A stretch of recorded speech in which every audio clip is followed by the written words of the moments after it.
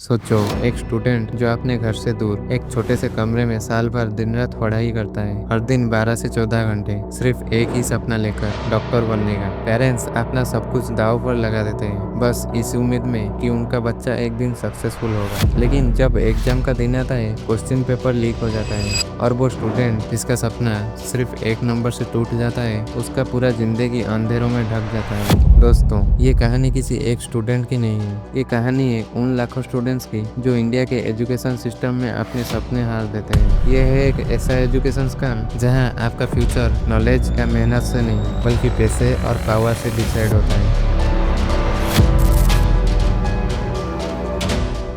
आज इंडिया में एजुकेशन एक हक नहीं बल्कि एक बड़ा बिजनेस बन चुका है, और इस बिजनेस का इंजन है कोचिंग इंडस्ट्री। इसको समझने के लिए बस एक फिगर याद रखिए, हर साल सिर्फ नीट और जेई के लिए लगभग 25 लाख स्टूडेंट्स अपेयर करते हैं, और कोचिंग मार्केट का साइज करीब 70,000 करोड़ रुपए से ज्यादा। इसी वजह से एक छोटा सा शहर कोटा एक ड्रीम फैक्ट्री बन गया है। यहाँ स्टूडेंट्स को एक कन्वेयर बेल्ट पर चढ़ा दिया जाता है। पेरेंट्स अपनी पूरी लाइफ की सेविंग्स कोचिंग सेंटर्स को दे देते हैं, लेकिन गारंटी फिर भी जीरो। हर क्लासरूम में करीब 200 से 300 स्टूडेंट्स पढ़ते हैं, एक टीचर प्रोजेक्टर के सामने, और उन सपनों का सिलेक्शन रेशियो सिर्फ नंबर की तरह कट हो जाता है। ये system survival of the fittest नहीं बल्कि सर्वाइवल ऑफ द रिचेस्ट और लकीस्ट बन चुका है, और यही से कोचिंग माफिया का खेल शुरू होता है। क्योंकि ये सिर्फ पढ़ाई का धंधा नहीं बल्कि एक ऑर्गेनाइज्ड माफिया है जो हर लेवल पर स्टूडेंट्स का शोषण करता है। पेपर लीक करवाना, फेक टॉपर्स बनाना और रिजल्ट्स मैनिपुलेट करना, ये सब इस इंडस्ट्री में नॉर्मल है। 2024 का नीट पेपर लीक याद कीजिए। बिहार से लेकर तमिलनाडु और दिल्ली तक सीबीआई ने रेड्स की, करोड़ों के ट्रांजैक्शन एक्सपोज हुए सिर्फ एक एग्जाम पेपर लीक के लिए। सोचो,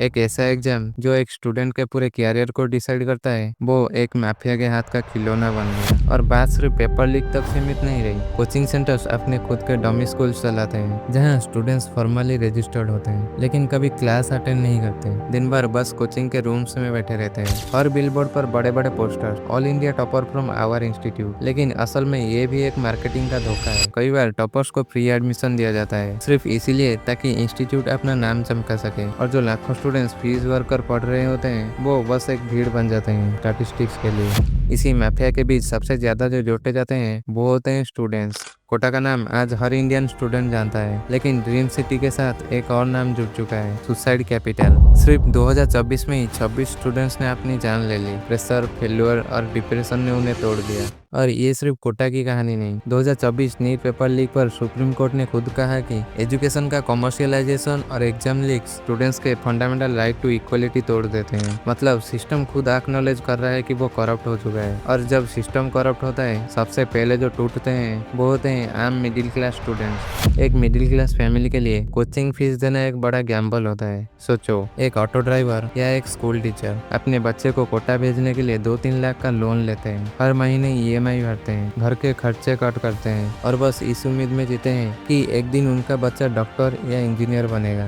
लेकिन जब एग्जाम पेपर लीक होता है या सिलेक्शन सिर्फ पैसे और सिफारिश से डिसाइड होता है, तब उन पेरेंट्स का सपना भी उनके बच्चों के साथ बिखर जाता है। ये स्ट्रगल सिर्फ फाइनेंशियल नहीं, इमोशनल भी है।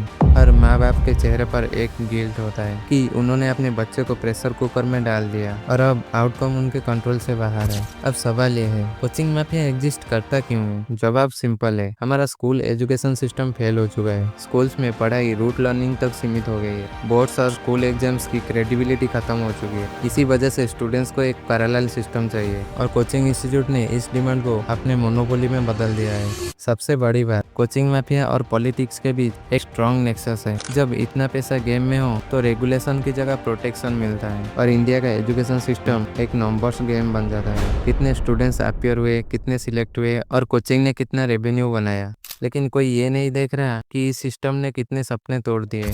कंपेयर कीजिए डेवलप्ड कंट्रीज से, जैसे फिनलैंड या जापान हो गया। वहाँ स्कूल एजुकेशन इतना स्ट्रांग है कि स्टूडेंट्स को कोचिंग की जरूरत ही नहीं पड़ती। लेकिन इंडिया में कोचिंग एक नेसेसिटी बन गया है, और ये नेसेसिटी ही माफिया को जिंदा रखती है। दोस्तों, सच बहुत कड़वा है। इंडिया में एजुकेशन अब एक हक नहीं बल्कि एक बाजार बन चुका है। कोचिंग माफिया एक पूरी जनरेशन के सपने बेच रहा है, और स्टूडेंट्स और पेरेंट्स बस उसके कस्टमर बन गए हैं। जब तक सिस्टम को सुधारा नहीं जाता, एग्जाम्स ट्रांसपेरेंट और फेयर नहीं बनते, तब तक हर साल लाखों स्टूडेंट इस धोखे के शिकार होते रहेंगे। और सबसे बड़ा सवाल यह है, हम इसे एक्सेप्ट करेंगे या इसके खिलाफ आवाज उठाएंगे? क्या आपको लगता है एजुकेशन एक बिजनेस नहीं, एक राइट होना चाहिए? क्या आप मानते हो कि कोचिंग माफिया को रेगुलेट करने का वक्त आ गया है? अपनी सोच कमेंट्स में ज़रूर लिखिए, क्योंकि सोच फैक्ट्री में हमारी कोशिश है उन्हीं सवालों को उठाना जो आज के इंडिया के फ्यूचर को डिफाइन करता है।